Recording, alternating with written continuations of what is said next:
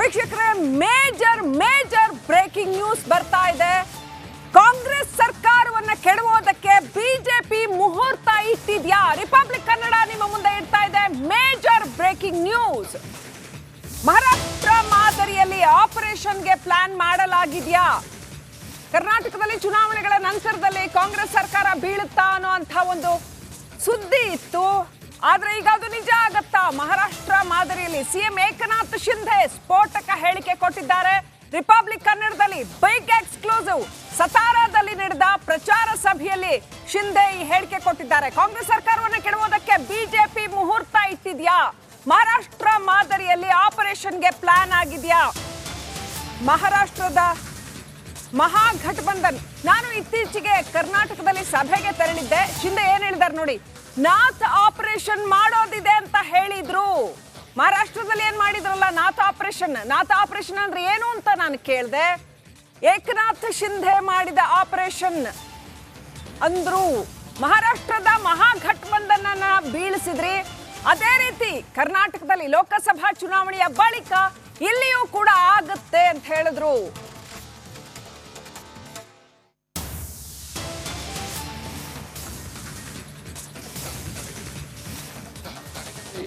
हा कोण आहे एकनाथ शिंदे? कर्नाटकमध्ये मी आता गेलो होतो सभेला. ते बोले आमच्याकडे पण नाथ ऑपरेशन करायचं आहे. नाथ ऑपरेशन म्हणजे काय? बोले तुम्ही केलं ते एकनाथ शिंदे. एकनाथ म्हणजे नाथ ऑपरेशन. कर्नाटकमध्ये पण आपल्यासारखंच काहीतरी चालू आहे. लोकसभेच्या नंतर तिकडे होईल. ते म्हणाले तुमचा अनुभव आम्हाला कामी येईल. ठीक आहे बोले, येतो मी तिकडे. हा कोण आहे एकनाथ शिंदे?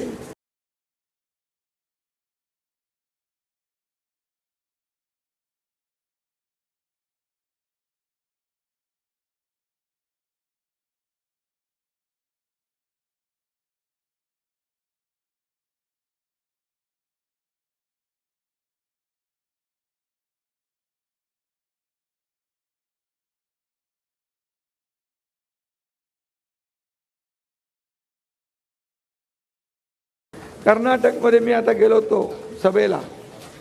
ते बोले आमच्याकडे पण नाथ ऑपरेशन करायचं आहे. नाथ ऑपरेशन म्हणजे काय? बोले तुम्ही केलं ते एकनाथ शिंदे. एकनाथ म्हणजे नाथ ऑपरेशन. कर्नाटकमध्ये पण आपल्यासारखंच काहीतरी चालू आहे. लोकसभेच्या नंतर तिकडे होईल. ते म्हणाले तुमचा अनुभव आम्हाला कामी येईल. ठीक आहे बोले, येतो मी तिकडे. हा कोण आहे एकनाथ शिंदे? कर्नाटकमध्ये मी आता गेलो होतो सभेला. ते बोले आमच्याकडे पण नाथ ऑपरेशन करायचं आहे. नाथ ऑपरेशन म्हणजे काय? बोले तुम्ही केलं ते एकनाथ शिंदे. एकनाथ म्हणजे नाथ ऑपरेशन. कर्नाटकमध्ये पण आपल्यासारखंच काहीतरी चालू आहे. लोकसभेच्या नंतर तिकडे होईल. ते म्हणाले तुमचा अनुभव आम्हाला कामी येईल. ठीक आहे बोले, येतो मी तिकडे. ಓಕೆ, ಮೇಜರ್ ಸ್ಟೋರಿ ಒಂದನ್ನ ರಿಪಬ್ಲಿಕ್ ಕನ್ನಡ ನಿಮ್ಮ ಮುಂದೆ ಇಡ್ತಾ ಇದೆ. ಎಕ್ಸ್ಕ್ಲೂಸಿವ್ ಸ್ಟೋರಿಯನ್ನ ಕರ್ನಾಟಕದ ಜನರ ಮುಂದೆ ಇಡ್ತಾ ಇದೆ. ಕರ್ನಾಟಕದ ರಾಜಕಾರಣದಲ್ಲಿ ಇದು ಒಂದು ಮೇಜರ್ ಸ್ಟೋರಿ ಅಂತ ಹೇಳಬೇಕು. ಪ್ರತಿನಿಧಿ ಸುರೇಶ್ ಸಂಪರ್ಕದಲ್ಲಿದ್ದಾರೆ. ಸುರೇಶ್, ಆಲ್ರೆಡಿ ಕರ್ನಾಟಕ ರಾಜಕಾರಣದಲ್ಲಿ ಒಂದು ಬಹಳ ಮುಖ್ಯವಾದಂತ ವಿಚಾರ, ಲೋಕಸಭಾ ಚುನಾವಣೆಗಳ ನಂತರದಲ್ಲಿ ಸರ್ಕಾರ ಬೀಳುತ್ತಾ ಅನ್ನುವಂತ ಮಾತು. ಸುರೇಶ್, ನಿಮ್ಗೂ ಗೊತ್ತು, ಸಿದ್ದರಾಮಯ್ಯ ವರುಣ ಪ್ರಚಾರ ಮಾಡುವಂತ ಸಂದರ್ಭದಲ್ಲಿ ಹೇಳಿದ್ರು, ನೋಡಿ ಲೋಕಸಭಾ ಚುನಾವಣೆಯಲ್ಲಿ ನನಗೆ ಹೈಯೆಸ್ಟ್ ಸೀಟ್ ಕೊಟ್ಟಿಲ್ಲ ಅಂತಂದ್ರೆ ಕುರ್ಚಿ ಅಲುಗಾಡುತ್ತೆ, ನನ್ನ ಉಳಿಸ್ಕೋಬೇಕು ಅಂತಂದ್ರೆ ನೀವು ಸಿಕ್ಕಾಪಟ್ಟೆ ನಂಬರ್ಸ್ ಕೊಡ್ಬೇಕು ಅಂತ ಹೇಳಿದ್ರು ಸುರೇಶ್. ಈಗ ಏಕನಾಥ್ ಶಿಂಧೆ ಹೇಳಿದ್ದಾರೆ, ನಾಥ್ ಆಪರೇಷನ್ ಕರ್ನಾಟಕದಲ್ಲೂ ಮಾಡೋದಿದೆ, ಬನ್ನಿ ನಿಮ್ಮ ಅನುಭವ ನಮಗೆ ಬೇಕಾಗುತ್ತೆ ಅಂತ ಹೇಳಿದ್ರು ಅನ್ನೋಂಥದ್ದನ್ನ ಬಿಜೆಪಿನಲ್ಲಿ. ಸೊ ಎಲ್ಲೊಂದ್ ಕಡೆ ಕರ್ನಾಟಕದಲ್ಲೂ ಕೂಡ ಗವರ್ಮೆಂಟ್ ಕೆಡವೋದಕ್ಕೆ ಬಿಜೆಪಿ ಮುಹೂರ್ತ ಇಟ್ಟಿತ್ತಾ?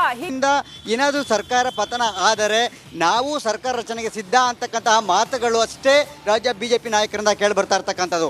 ಆದರೆ ನಮಗೆ ಈ ಕ್ಷಣಕ್ಕೆ ಬಂದಿರತಕ್ಕಂತಹ ಒಂದು ಹೇಳಿಕೆ ಏನಿದೆ, ಮಹಾರಾಷ್ಟ್ರ ಸತಾರದಿಂದ ಹೇಳಿರುವಂತಹ ಹೇಳಿಕೆ, ಮಹಾರಾಷ್ಟ್ರ ಸಿಎಂ ಏಕನಾಥ್ ಶಿಂಧೆ ಅವರು ಈಗಾಗಲೇ ಒಂದು ಹೇಳಿಕೆ ಕೊಟ್ಟಿರುವಂಥದ್ದು ಈಗ ಸದ್ಯ ರಾಜ್ಯ ಅಷ್ಟೇ ಇಲ್ಲ ರಾಷ್ಟ್ರ ಮಟ್ಟದಲ್ಲಿ ಸದ್ದು ಆಗ್ತಾ ಇರ್ತಕ್ಕಂಥದ್ದು.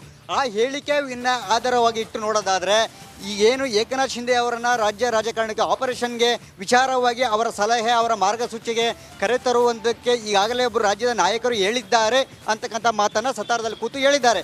ಹಾಗಿದ್ರೆ ಇದರ ಒಂದು ಒಳನೋಟವನ್ನು ನೋಡೋದಾದರೆ ಶ್ರೀಲಕ್ಷ್ಮಿ ಕಳೆದ 3-4 ತಿಂಗಳ ಹಿಂದಿನಿಂದಲೇ ಅಂದರೆ ಲೋಕಸಭಾ ಚುನಾವಣೆ ಅನ್ನೊಂದು ಸಾಗೋದಕ್ಕೂ ಮುಂಚೆನೇ ರಾಜ್ಯದಲ್ಲಿ ಆಪರೇಷನ್ ಕಮಲದ ವಿಚಾರ ಸದ್ದಾಗಿತ್ತು.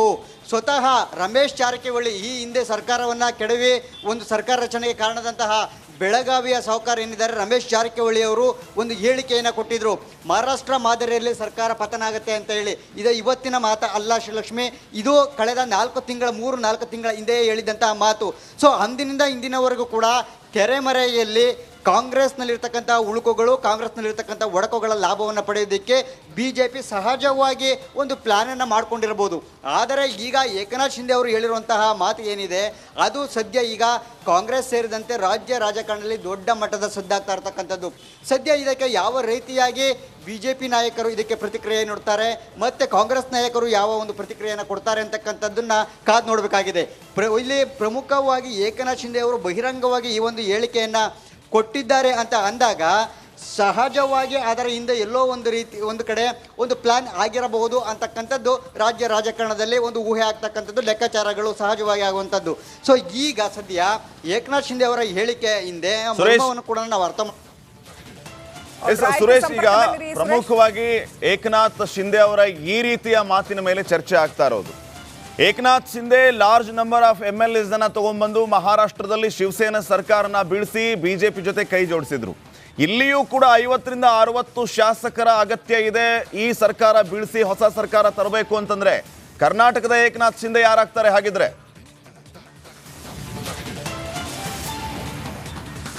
ಖಂಡಿತವಾಗ್ಲೂ ನೋಡಿ ಶ್ರೀಪಾದ್, ಈಗ ಇರುವಂಥ ವಿಚಾರವೇ ಅದು. ಯಾಕೆಂತಂದರೆ ಈ ಕ್ಷಣಕ್ಕೆ ಹೊತ್ಕೊಂಡಿರುವಂತಹ ಈ ವಿಚಾರ ಏನಿದೆ ಇದನ್ನು ನಿಜವಾಗ್ಲೂ ಕೂಡ ನಾವು ಸೂಕ್ಷ್ಮವಾಗಿ ಗಮನಿಸಬೇಕಾಗತ್ತೆ. ಯಾಕೆಂತಂದರೆ ಕಾಂಗ್ರೆಸ್ನಲ್ಲೇ ಇರತಕ್ಕಂತಹ ಒಂದು ಕಡೆ ಸತೀಶ್ ಜಾರಕಿಹೊಳಿ ಈ ಹಿಂದೆ ಸರ್ಕಾರದ ವಿರುದ್ಧವೇ ತಿರುಗಿ ಬಿದ್ದಿದ್ರು, ಮತ್ತೊಂದು ಕಡೆ DK ಶಿವಕುಮಾರ್ ಅವರು ಲೋಕಸಭೆ ಚುನಾವಣೆ ನಂತರ ಅಂದರೆ DK ಶಿವಕುಮಾರ್ ಅವರು ಬೆಂಬಲಿಗರು ಲೋಕಸಭೆ ಚುನಾವಣೆಯ ನಂತರ ಸರ್ಕಾರ ಬದಲಾಗತ್ತೆ, DK ಶಿವಕುಮಾರ್ ಮುಖ್ಯಮಂತ್ರಿಗಳು ಆಗಬಹುದು ಅಂತಕ್ಕಂಥ ಹೇಳಿಕೆಗಳನ್ನ ಕೊಟ್ಟಿದ್ರು. ಸೊ ಇದೆಲ್ಲವನ್ನು ನೋಡ್ತಿದ್ರೆ ಯಾರು ಇಲ್ಲಿ ಏಕನಾಥ್ ಶಿಂದೆ ಆಗ್ತಾರೆ ಅಂತಕ್ಕಂಥದ್ದು ಕೂಡ ಏನು ಅದನ್ನು ಗಮನಿಸಿ ನೋಡಬೇಕಾಗತ್ತೆ. ಆದರೆ ಸದ್ಯಕ್ಕೆ ಇಷ್ಟರ ಮಟ್ಟಿಗೆ ಇನ್ನೂ ರಾಜ್ಯ ರಾಜಕಾರಣದಲ್ಲಿ ಈ ಸುದ್ದಿ ಇನ್ನೂ ಪೀಕನ್ನು ಪಡ್ಕೊಂಡಿಲ್ಲ. ಇದೇ ವಿಚಾರವಾಗಿಯೇ ನಾವು ರಾಮಲಿಂಗಾರೆಡ್ಡಿ ಅವ್ರನ್ನು ಕೂಡ ನಾನು ಪ್ರತಿಕ್ರಿಯೆಯನ್ನು ನೀಡಿದ್ದೆ, ರಿಪಬ್ಲಿಕ್ ಕನ್ನಡಕ್ಕೆ ಪ್ರತಿಕ್ರಿಯೆಯನ್ನು ಕೊಟ್ಟಿದ್ರು. ಆಗ ಕೂಡ ಹೇಳಿದರು ಈ ಹಿಂದೆ ವಾಮ ಮಾರ್ಗದಲ್ಲಿ ಸರ್ಕಾರವನ್ನು ರಚನೆಯನ್ನು ಮಾಡಿದ್ರು BJP ಅವರು, ಆದರೆ ಈ ಬಾರಿ ಅಷ್ಟು ಸುಲಭ ಅಲ್ಲ, ಈ ಬಾರಿ ಅವ್ರು ಸಕ್ಸಸ್ ಆಗೋದಿಲ್ಲ ಅಂತಕ್ಕಂಥ ಮಾತನಾಡಿದ್ರು. ಕಾರಣ ಸುರೇಶ್ ಹ್ಯಾಂಗ್ ಆನ್ ಸುರೇಶ್, ಒಂದೇ ಒಂದು ನಿಮಿಷ, will come back to you Suresh. Okay, ನಮ್ಮ ಜೊತೆ BJP ಮುಖಂಡರಾಗಿರ್ತಕ್ಕಂಥ ಚಲವಾದಿ ನಾರಾಯಣ ಸ್ವಾಮಿ ಅವರು ಸಂಪರ್ಕದಲ್ಲಿದ್ದಾರೆ. ನಮಸ್ಕಾರ ಚಲವಾದಿ ನಾರಾಯಣ ಸ್ವಾಮಿ ಅವರೇ. ಇವತ್ತು ಏಕನಾಥ್ ಶಿಂದೆ ಅವರು ಹೇಳಿರ್ತಕ್ಕಂಥ ಮಾತುಗಳು ಸತಾರದಲ್ಲಿ ಪ್ರಚಾರ ಮಾಡ್ತಾ ಇದ್ದಾಗ ನಾರ್ತ್ ಆಪರೇಷನ್ ಕರ್ನಾಟಕದಲ್ಲೂ ಆಗಲಿದೆ ಅಂತ, ಕಾಂಗ್ರೆಸ್ ಸರ್ಕಾರ ಬೀಳುತ್ತಾ ಅಂತ, ಹೌ ಡು ಯು ರಿಯಾಕ್ಟ್? ನಮಗೇನೋ ಈ ಸರ್ಕಾರವನ್ನ ಬೀಳಿಸಬೇಕು ಅಂತಕ್ಕಂಥ ಯಾವ ಉದ್ದೇಶವೂ ಇಲ್ಲ. ಈ ಸರ್ಕಾರ ತನ್ನ ಪಾಡಿಗೆ ತಾನು ಅಂತ್ಯಕ್ಕೆ ಬಂದಿದೆ. ಈ ಸರ್ಕಾರ ತನ್ನ ಪಾಡಿಗೆ ತಾನು ಅಂತ್ಯಕ್ಕೆ ಬಂದಿದೆ. ಯಾಕೆಂತಂದ್ರೆ ಅವರ ಪಾಪಗಳು ಕೊಡ ತುಂಬಿದೆ.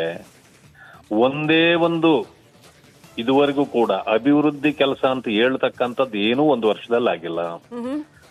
ಕೇವಲ ಬರೀ ಗ್ಯಾರಂಟಿ ಹೆಸರುಗಳಲ್ಲೇ ಇನ್ನೂ ಇದು ಮಾಡ್ತಿದ್ದಾರೆ. ರಾಜ್ಯಕ್ಕಾಗ್ಲಿ ದೇಶಕ್ಕಾಗ್ಲಿ ಅವರು ಹೇಳ್ತಕ್ಕಂಥ ಯಾವುದೇ ಕಾರ್ಯಕ್ರಮ ಇಲ್ಲ. ಚಲವಾದಿ ಅವರೇ, ಪ್ರಶ್ನೆ ಏನಂತಂದ್ರೆ ನೇರವಾಗಿ ಇಲ್ಲಿ ರಾಜಕಾರಣದ ಒಳಸುಳಿಗಳು ಎಲ್ಲವೂ ಎಲ್ಲರಿಗೂ ಈಗ ಗೊತ್ತಾಗ್ತಾ ಇದೆ, ಅಷ್ಟರ ಮಟ್ಟಿಗೆ ಅದು ಗರಿಗೆದ್ರಿದೆ, ಈಗ ಇಂಟೆನ್ಸಿಫೈ ಆಗ್ತಾ ಇದೆ. ಇಲ್ಲಿ ಪ್ರಶ್ನೆ ಏನು ಅಂತಂದ್ರೆ ಕರ್ನಾಟಕದ ನಾಥ್ ಯಾರಾಗ್ತಾರೆ, ಏಕನಾಥ್ ಶಿಂದೆ ಯಾರಾಗ್ತಾರೆ ಅಂತ. ಯಾರಾಗ್ತಾರಂತ ಅವ್ರು ಸೆಲೆಕ್ಟ್ ಮಾಡ್ಕೊಳ್ಬೇಕಾಗಾದ್ರೆ ಮಾಡ್ಸಕ್ ಹೊರಟಿದ್ದೀರಿ ನೀವು? ಇಲ್ಲ ಇಲ್ಲ ಇಲ್ಲ ಇಲ್ಲ, ಆ ರೀತಿ ನಮ್ಮದೇನು ಪ್ರಯತ್ನ ನಡೆದಿಲ್ಲ.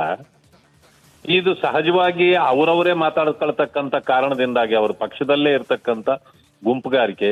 ಈಗ ಮುಖ್ಯಮಂತ್ರಿ ಆಗ್ಲೇಬೇಕು, ನಾನು ಗೌಡ್ರು ಮುಖ್ಯಮಂತ್ರಿ ಆಗ್ತಾರೆ ಚುನಾವಣೆ ಆದ ತಕ್ಷಣ ಅಂತ ಹೇಳಿದ್ದಾರು ಮಾನ್ಯ DCM ಅವರು. ಅವ್ರು ಹೇಳಿದ ತಕ್ಷಣ ಅಲ್ಲಿ ಊಹಾಪೋಹಗಳು ಅಲ್ಲೇ ಹುಟ್ಕೊಳ್ತವೆ. ಪರಮೇಶ್ವರ್ ಒಂದು ಕಡೆ ಅಂತ ಬರ್ತಾ ಇದೆ. ಇದರಿಂದಾಗಿ ನನ್ನನ್ನು ಏನಾದ್ರೂ ನೀವು ಹೆಚ್ಚು ಸ್ಥಾನಗಳಿಗೆ ಗೆಲ್ಲಿಸ್ಲಿಲ್ಲ ಅಂದ್ರೆ ನನ್ನ ಸ್ಥಾನಕ್ಕೆ ಚ್ಯುತಿ ಬರ್ತದೆ ಅಂತ ಹೇಳಿ ಮುಖ್ಯಮಂತ್ರಿಗಳು ಹೇಳಿದ್ದಾರೆ. ಅವ್ರ ಮಗ ಕೂಡ ಅದನ್ನು ಹೇಳಿದ್ದಾರೆ.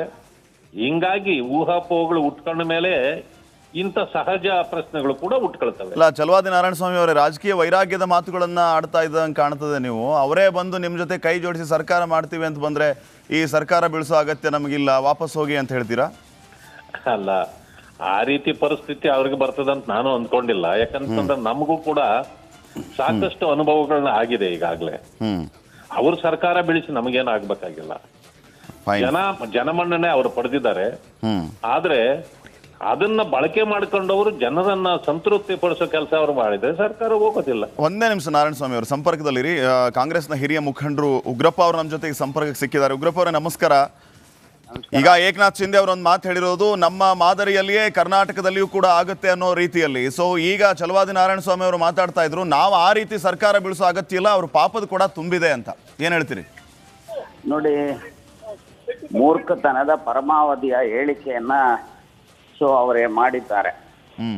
ಪ್ರಜಾತಂತ್ರ ವ್ಯವಸ್ಥೆನಲ್ಲಿ ಜನಬೆಂಬಲದಿಂದ ಸರ್ಕಾರಗಳು ಬರಬೇಕೇ ಹೊರತು ವಾಮ ಮಾರ್ಗಗಳಿಂದ ಸರ್ಕಾರಗಳನ್ನ ಮಾಡುವಂಥದ್ದು ಅದು ಬಿಜೆಪಿನವರ ಹುಟ್ಟುಗುಣ ಅಂತ ಹೇಳಿ ಕಾಣ್ತಾ ಇದೆ. ಅಲ್ಲ, ನಿಮ್ಮಲ್ಲೇ ಒಬ್ಬ ಏಕನಾಥ್ ಶಿಂದೆ ಹುಟ್ಕೊಳ್ತಾರೆ ಅನ್ನೋ ದಾಟಿಯಲ್ಲಿ ಹೇಳಿರೋದವರು. ನೋಡಿ, ನನಗಿರುವಂತ ಮಾಹಿತಿ ಪ್ರಕಾರ ಯಾವ ಏಕನಾಥ್ ಶಿಂದೇನು ನಮ್ಮಲ್ಲಿ ಹುಟ್ಟುಕೊಳ್ಳುವಂತ ಪ್ರಶ್ನೆ ಇಲ್ಲ. ಒಂದು. ಎರಡನೇದು, ಪ್ರಜಾತಂತ್ರ ವ್ಯವಸ್ಥೆನಲ್ಲಿ ಯಾರು ಏಕನಾಥ್ ಶಿಂದೇನೋ ಸಿಂಹನೋ ಬೊಮ್ಮನೋ ಉಟ್ಕೊಳ್ಳುವಂಥದಕ್ಕೆ ಅವಕಾಶ ಮಾಡುವಂಥವ್ರು ಇದ್ದಾರಲ್ಲ, ಅವರಂತ ಪ್ರಜಾಪ್ರಭುತ್ವ ವಿರೋಧಿಗಳು ಯಾರು ಸಹ ಇರ್ಲಿಕ್ಕೆ ಸಾಧ್ಯತೆ ಇಲ್ಲ ಅಂತ. ಅಂದ್ರೆ ಬಿಜೆಪಿ ಅವರು ಪ್ರಜಾಪ್ರಭುತ್ವ ವಿರೋಧಿಗಳಂತ ಹೇಳ್ತಾ ಇದ್ದೀರಿ? ನಾನು ಇಷ್ಟೇ ಹೇಳ್ತೇನೆ, ನಮ್ಮ ಪಾರ್ಟಿನಲ್ಲಿ ಯಾರು ಸಹ ಆ ರೀತಿಯ ಯೋಚನೆ ಮಾಡುವಂತವ್ರು ಇಲ್ಲ. ಒಂದು. ಎರಡನೇದು, ಹತಾಶರಾಗಿರುವಂತ ಭಾರತೀಯ ಜನತಾ ಪಾರ್ಟಿಯವರು. ಯಾಕಂದ್ರೆ ಭಾರತೀಯ ಜನತಾ ಪಾರ್ಟಿಯವರಿಗೆ ಕರ್ನಾಟಕ ರಾಜ್ಯದಲ್ಲಿ ಇಲ್ಲಿಯವರೆಗೂ ಒಂದು ಸಾರಿನೂ ಸಹ ಜನಬೆಂಬಲ ಸಿಕ್ಕಿ 113 ಜನ ಶಾಸಕರನ್ನ ಕೊಟ್ಟಿಲ್ಲ. ಎಲ್ಲ ವಾಮ ಮಾರ್ಗಗಳಿಂದ ಅವರು ಸರ್ಕಾರ ರಚನೆ ಮಾಡಿರುವಂತದ್ದು. ಹಾಗಾಗಿ ಸಂವಿಧಾನಕ್ಕೆ, ಪ್ರಜಾಪ್ರಭುತ್ವ ವ್ಯವಸ್ಥೆಗೆ ಮಾಡುವಂತ ಅಪಚಾರವನ್ನ ಭಾರತೀಯ ಜನತಾ ಪಾರ್ಟಿಯವರ ಅವರ ಥಿಂಕಿಂಗ್ ಇದೆಯಲ್ಲ, that it self is against the provisions of the constitution ಮತ್ತು ಪ್ರಜಾಪ್ರಭುತ್ವ ಮೂಲತಃ ಸಿದ್ಧಾಂತಕ್ಕೆ, ತತ್ವಕ್ಕೆ ಮಾರಕ ಆಗಿರುವಂಥದ್ದು. ಈ ಕೆಲಸವನ್ನ ಮಾಡಿದ್ರೆ ಜನಕ್ಕೆ ಗೊತ್ತಿದೆ ಬುದ್ಧಿ ಕಲಿಸುವಂಥದ್ದು. ಸಂದರ್ಭ ಬಂದಾಗ ಮೋದಿಗೂ ಸೇರಿದಂತೆ, ಏಕನಾಥ್ ಶಿಂದೆಗೂ ಸೇರಿದಂತೆ ಎಲ್ರಿಗೂ ಸಹ ಬುದ್ಧಿ ಕಲಿಸುವಂತ ಜನ ಭಾರತೀಯರಿದ್ದಾರೆ ಅಂತ ಹೇಳಿ ನಾನು ಹೇಳಲಿಕ್ಕೆ ಬಯಸ್ತೇನೆ. ಉಗ್ರಪ್ಪನವರೇ, ಪ್ರಶ್ನೆ ಇಲ್ಲಿ ಇರ್ತಕ್ಕಂಥದ್ದು, ವರುಣದಲ್ಲಿ ಪ್ರಚಾರ ಮಾಡ್ತಾ ಇದ್ದ ಸಂದರ್ಭದಲ್ಲಿ ಸಿಎಂ ಸಿದ್ದರಾಮಯ್ಯನವರೇ ಹೇಳಿದ್ರು, ಅವ್ರ ಮಗ ಕೂಡ ಹೇಳಿದ್ರು, ಅವ್ರಿಗೆ ಏನಾದ್ರೂ ಹೆಚ್ಚುವರಿ ಸೀಟ್ ಬಂದಿಲ್ಲ ಅಂದ್ರೆ ಅವರ ಸ್ಥಾನ ಉಳಿಯೋದು ಕಷ್ಟ ಅನ್ನೋಂಥದ್ದನ್ನು ಬಹಳ ಸ್ಪಷ್ಟವಾಗಿ ಹೇಳಿದ್ರು. ಇದು ಏನನ್ನ ತೋರಿಸುತ್ತೆ? ಏಕನಾಥ್ ಶಿಂದೆ ಇದಾರೋ ಇಲ್ವೋ ಗೊತ್ತಿಲ್ಲ, ಆದ್ರೆ ಕಳೆದ ಸಾರಿ ಏನಾಯ್ತು, ರಮೇಶ್ ಜಾರಕಿಹೊಳಿ ಏನ್ ಮಾಡಿದ್ರು ಅನ್ನೋದನ್ನ ನಾವು ನೋಡಿದೀವಿ ಕರ್ನಾಟಕದಲ್ಲಿ. ಸೊ ಇದ್ದಾಗ ನಾನು ಇಷ್ಟೇ ಹೇಳ್ತೇನೆ, ನಿಮಗೂ ಸಹ ಪ್ರಜಾಪ್ರಭುತ್ವ ವ್ಯವಸ್ಥೆಯನ್ನ ಉಳಿಸಬೇಕಾಗಿರುವಂತ ಜವಾಬ್ದಾರಿ ಇದೆ ಮಾಧ್ಯಮ ಸ್ನೇಹಿತರಿಗೂ. ಯಾವನೇ ಅಯೋಗ್ಯ ಪಕ್ಷಾಂತರ ಮಾಡ್ತಾನೆ ಅಂತ ಹೇಳಿದ್ರೆ ಅವರ ವಿರುದ್ಧ ಧ್ವನಿ ಎತ್ತುವಂತ ಕೆಲಸ ಮಾಧ್ಯಮಗಳು ಮಾಡಬೇಕು, ಮತದಾರರು ಮಾಡಬೇಕು, ರಾಜಕಾರಣಿಗಳು ಮಾಡಬೇಕು, ನ್ಯಾಯಾಂಗನೂ ಮಾಡಬೇಕು. ಆಗ ಮಾತ್ರ ಪ್ರಜಾಪ್ರಭುತ್ವ ವ್ಯವಸ್ಥೆ ಉಳಿಯಲಿಕ್ಕೆ ಸಾಧ್ಯತೆ ಇದೆ. ಇದು ಒಂದು. ಎರಡನೇದೇನಪ್ಪಾ ಅಂತಂದ್ರೆ, ಬಹುಶಃ ಸಿದ್ದರಾಮಯ್ಯನವರು ಇರ್ಬೋದು, ಅವರ ಮಗ ಇರ್ಬೋದು, ನಮ್ಮ ಕಾರ್ಯಕ್ರಮಗಳಿಗೆ ಬೆಂಬಲ ಸಿಗದ ಇದ್ರೆ ನಮ್ಮ ಕಾರ್ಯಕ್ರಮಗಳು ಸರಿ ಇಲ್ಲ ಅನ್ನುವಂಥದ್ದು ಮೆಸೇಜ್ ಹೋಗ್ಬೋದು. ಅದಕ್ಕೋಸ್ಕರ ಬೆಂಬಲ ಕೊಡಿ ಅನ್ನುವಂಥ ದಾಟಿನಲ್ಲಿ ಮಾತನಾಡಿರುವಂಥದ್ದು ಬಿಟ್ರೆ ಸರ್ಕಾರ ಹೋಗುತ್ತೆ ಅನ್ನುವಂಥ ದಾಟಿನಲ್ಲಿ ಅಲ್ಲ ಅಂತ ಹೇಳೋದಕ್ಕೆ ಬಯಸ್ತೇನೆ. ರೈಟ್, ಥ್ಯಾಂಕ್ ಯು ಉಗ್ರಪ್ಪ ಅವರೇ, ರಿಪಬ್ಲಿಕ್ ಕನ್ನಡಕ್ಕೆ मातनाडिದ್ದಕ್ಕೆ. हा कोण आहे एकनाथ शिंदे? कर्नाटकमध्ये मी आता गेलो होतो सभेला, ते बोले आमच्याकडे पण नात ऑपरेशन करायचं आहे. नात ऑपरेशन म्हणजे काय? बोले तुम्ही केलं ते एकनाथ शिंदे, एकनाथ म्हणजे नात ऑपरेशन. कर्नाटकमध्ये पण आपल्यासारखंच काहीतरी चालू आहे. लोकसभेच्या नंतर तिकडे होईल. ते म्हणाले तुमचा अनुभव आम्हाला कामी येईल. ठीक आहे बोले, येतो मी तिकडे.